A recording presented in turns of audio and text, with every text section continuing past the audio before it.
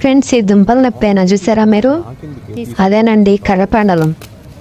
చాలామందికి ఈ దుంప తెలిసి ఉండొచ్చు, చాలామందికి తెలియకుండా కూడా ఉండొచ్చు. దీన్ని ఇంగ్లీష్లో టాపియోకా అంటారండి. నేనైతే ఎప్పుడో 3rd క్లాస్లో తిన్నాను. మళ్ళీ ఇప్పుడు కనిపించినవి తీసుకొచ్చేసాను ఇంటికి.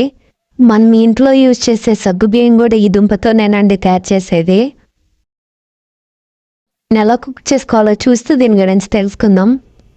ఇది మంచి బాడీకి ఇమ్యూనిటీ బూస్టర్ అండి. ఫుల్ ఆఫ్ ఐరన్, స్టమక్లో జెమ్స్ ఉన్నా కూడా తీసేస్తుంది. యూరిన్ ప్రాబ్లమ్స్ ఉన్న వాళ్ళు దీన్ని తిన్నా కూడా బాగా పనిచేస్తుంది.